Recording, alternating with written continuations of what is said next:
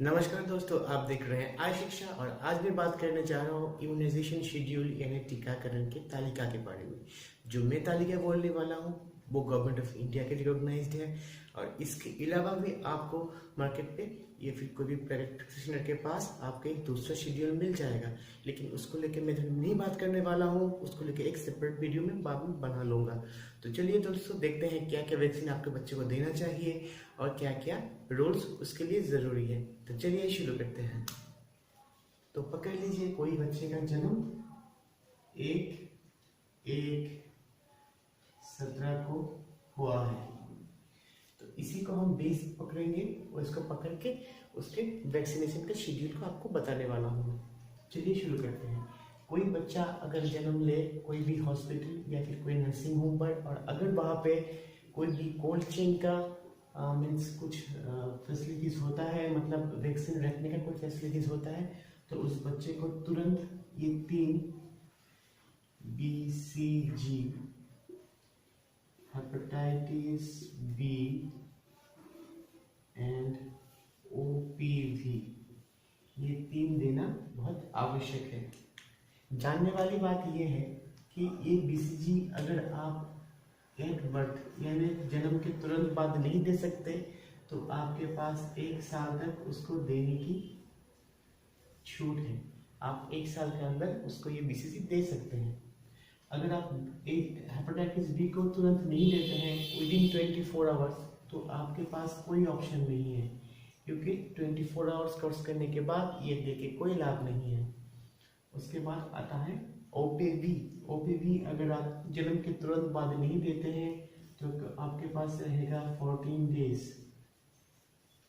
हालांकि इन सभी को, इस दो को हम बोलते हैं जीरो डोज, क्योंकि इसके बाद में भी इस दोनों के दूसरे ऑप्शन मिल जाएंगे आपको देने के लिए। लेकिन ये जीरो डोज देना इसलिए आवश्यक है क्योंकि कभी कभी इन्फेक्शन हॉस्पिटल से भी फैल सकता है, इसीलिए जीरो डोज देना बहुत ही आवश्यक है। और जो BCG का बात है, आप 1 साल के अंदर दे सकते हैं, लेकिन BCG के नहीं देने से बच्चे का चाइल्डहुड ट्यूबरकुलोसिस होने के चांसेस बहुत ज़्यादा रहते हैं। और ट्यूबरकुलोसिस से बचने का एक ही रास्ता है, अगर आप सांस लेना बंद कर दें, जो पॉसिबल नहीं है। इसलिए जितना जल्दी हो सके बच्चे को BCG ज़रूर दिलवाइए। तो ये हो गया एट बर्थ यानी जन्म के तुरंत बाद विदिन 24 आवर्स। क्या क्या देंगे? BCG, हेपेटाइटिस बी का जीरो डोज, OPV का zero dose, oral polio vaccine, hepatitis B and BCG। तो चलिए अब देखते हैं नेक्स्ट क्या होगा। अब जब बच्चे का उम्र हो जाएगा 1.5 महीना यानी 15 फरवरी 2017 यानी 1.5 मंथ जब बच्चे का उम्र हो जाएगा तब बच्चे को मिलेगा कुछ अलग वैक्सीन।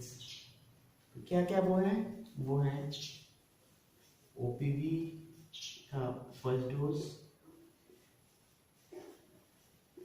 पेंटावैलेंट का फर्स्ट डोज एंड रोटावायरस का फर्स्ट डोज। ध्यान देने की बात यह है, ये OPV जो है वो सबसे पहले खिलाना ज़रूरी है, क्योंकि ये दोनों इंजेक्टेबल है, ये पहला वाला बीच वाला पेंटावैलेंट। अगर आप OPV को दे देते हैं बाद में और पेंटावैलेंट को आगे दे देते हैं तब क्या होगा, बच्चे का जो रोने की जो एक टेंडेंसी आती है इंजेक्शन के बाद, इसके लिए OPV को खिलाना मुश्किल हो जाता है। उसके बाद जो रोटावायरस है वो भी ओरली देना पड़ता है, अब वो भी नहीं दे सकते। तो बेहतरीन ये होगा कि आप पहले OPV को खिला दें, 10 मिनट का एक गैप ले लें, फिर आप रोटावायरस को दे दें, फिर आप पेंटावैलेंट को दें। अब पेंटावैलेंट, पेंटा का मतलब है 5। जी हाँ, पेंटा का मतलब है 5। इसमें डिप्थीरिया का प्रोटेक्शन है, पर्टोसिस के लिए प्रोटेक्शन है, टिटेनस के लिए प्रोटेक्शन है, हीप के लिए प्रोटेक्शन है और हेपेटाइटिस बी के लिए भी प्रोटेक्शन है पेंटावैलेंट के अंदर। यानी एक वैक्सीन और इसके पांच डिजीज को ये एक वैक्सीन प्रिवेंट करता है। साथ में ओपीवी और रोटावायरस का ऑर्डर डोज देना जरूरी है, वो भी देना है जन्म के 1.5 महीने के बाद एज पर रिकमेंडेशन जो है एज का, उस हिसाब से। आप इससे पीछे भी जा सकते हैं, लेकिन विद इन 1 ईयर आपको शुरू करना पड़ेगा।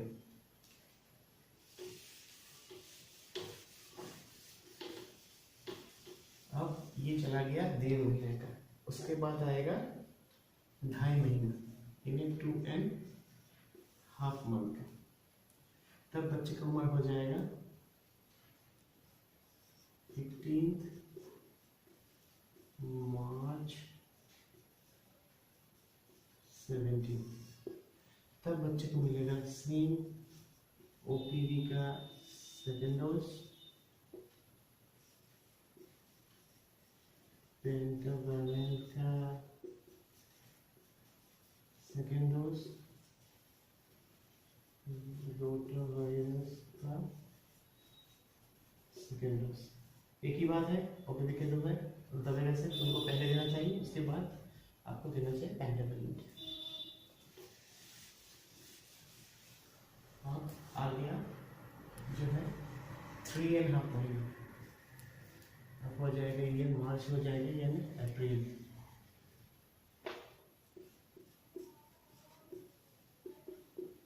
हो गया अप्रैल। सेम चीज मिलने वाला है, ओपीवी का 3rd डोज,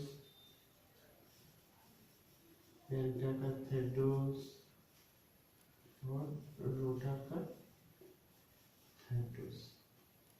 ध्यान देने वाली बात यह है कि जब 3.5 महीने में बच्चे को वैक्सीनेशन करवाएंगे, तब एक अलग सा वैक्सीन उसको मिलने वाला है, जिसका नाम है IPV, activated polio virus vaccine.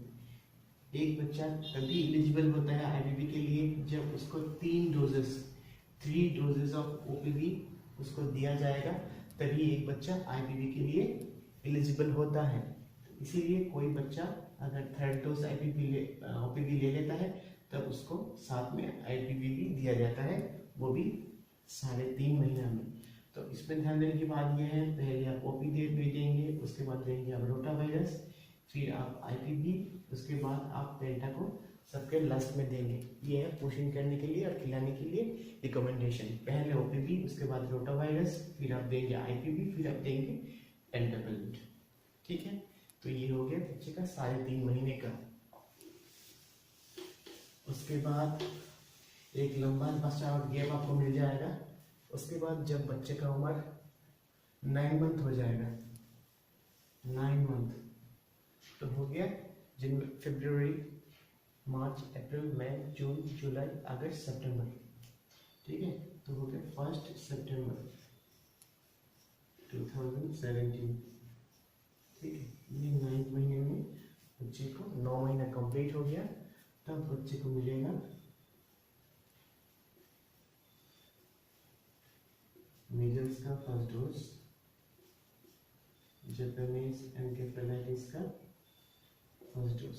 ये 2 उसको मिलेगा 9 महीने में। 9th मंथ जब उसका हो जाएगा, तब उसको ये 2 मिल जाएगा।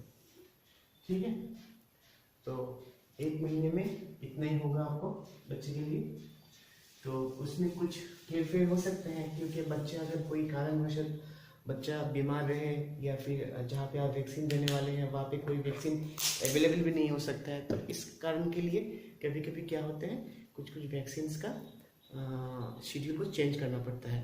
तो ध्यान देने की बात यह है कि अगर आप पेंटावैलेंट को देर से कोई शुरू करते हैं, कोई बात नहीं है, कुछ प्रॉब्लम नहीं होने वाला, इन्फेक्शन का चांस तक रहता है, लेकिन पेंटावैलेंट को 1 साल का अंदर, 1 ईयर का अंदर शुरू करना आवश्यक है। अगर 1 ईयर से आप शुरू करते पहले आप शुरू कर सकते हैं, तो इसके बाद भी आप इसको कंटिन्यू कर सकते हैं। लेकिन अगर बच्चे का 1 ईयर कंप्लीट हो गया हो, तब पेंटावैलेंट आप नहीं दे सकते। यह ध्यान देने की बात है। ठीक है, तो BCG जो है, सेम BCG का भी ऐसा ही है। अगर बच्चे को आप जन्म के तुरंत बाद दे सकते हैं अप टू 1 ईयर, लेकिन अगर 1 ईयर क्रॉस कर गया तो ये देके कोई लाभ नहीं है। ठीक है, तो आपके पास OPV तो रूटीन में आपको मिल ही जाएगा, गवर्नमेंट का जो मीन्स हॉस्पिटल्स है। इसके अलावा भी साल में 2 बार पल्स पोलियो का कैंपेन होता है फरवरी एंड जनवरी के महीने में, तब भी बच्चे को पोलियो का एक एक्स्ट्रा बूस्टर डोज जिसको मिल जाता है। ठीक है, तो अब हो गया 1 साल कंप्लीट हो गया। इसमें एक चीज है जिसको हम बोलते हैं फुल इम्यूनाइजेशन। हाँ ठीक है, फुल इम्यूनाइजेशन यानी अगर किसी बच्चे को BCG OPV का 3 डोज, पेंटा का 3 डोज, जेई का 1 डोज, मीजल्स का 1 डोज और IPV का 1 डोज बच्चे को विदिन 1 ईयर मिल जाए, यानी पहला बर्थडे, जो उसका पहला बर्थडे होगा वो बर्थडे से पहले अगर बच्चे को ये मिल जाते हैं तब हम उसको बोलेंगे फुल्ली इम्यूनाइज्ड। फुल्ली इम्यूनाइज्ड, ठीक है।